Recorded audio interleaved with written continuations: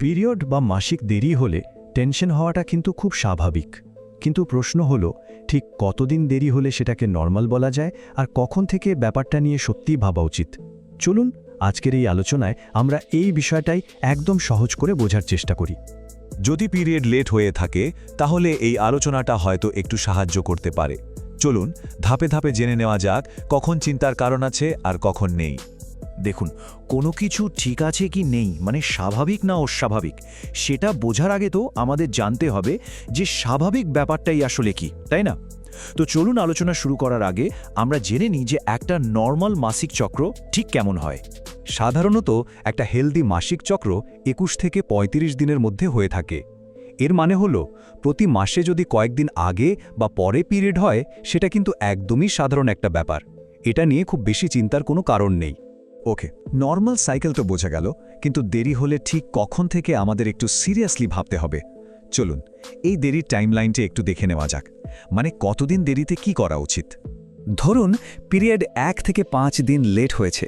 সত্যি বলতে এটা নিয়ে ঘাবড়ানোর কিচ্ছু নেই। আমাদের লাইফস্টাইলের ছোটোখাটো অনেক কারণেই এমনটা হতে পারে, যেটা খুবই কমন। এই যে বললাম ছোটখাটো কারণ, সেগুলো কি হতে পারে? যেমন ধরুন খুব বেশি মানসিক চাপ যাচ্ছে, বা হয়তো ঘুম ঠিকমতো হচ্ছে না, কিংবা হঠাৎ করে ডায়েট বা এক্সারসাইজের রুটিন বদলে ফেলেছেন। এই সব কিছুই কিন্তু আমাদের সাইকেলের ওপর প্রভাব ফেলে। কিন্তু যদি দেখা যায় যে ৭ দিন বা তারও বেশি সময় ধরে পিরিয়ড হচ্ছে না, তখন ব্যাপারটা একটু খেয়াল করতে হবে।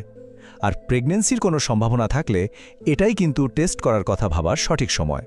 আর যদি দেরিটা ১ মাস বা তার চেয়েও বেশি হয়ে যায়, তখন আর একদমই দেরি করা উচিত নয়।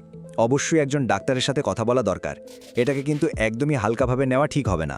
তাহলে মনে প্রশ্ন আসতেই পারে যে এত লম্বা সময় ধরে পিরিয়ড বন্ধ থাকার পেছনে কি কি কারণ থাকতে পারে। চলুন এবার সেই সম্ভাবনাগুলো নিয়ে একটু কথা বলা যাক। দেখুন, অনেক কারণেই পিরিয়ড লম্বা সময়ের জন্য বন্ধ থাকতে পারে। প্রেগন্যান্সি তো একটা কারণ বটেই। এছাড়া পলিসিস্টিক ওভারি সিন্ড্রোম বা পিসিওএস, থাইরয়েডের সমস্যা বা অন্য কোনো হরমোনাল ইমব্যালেন্সও হতে পারে। এমনকি অনেক বেশি স্ট্রেস থেকেও এটা হয়।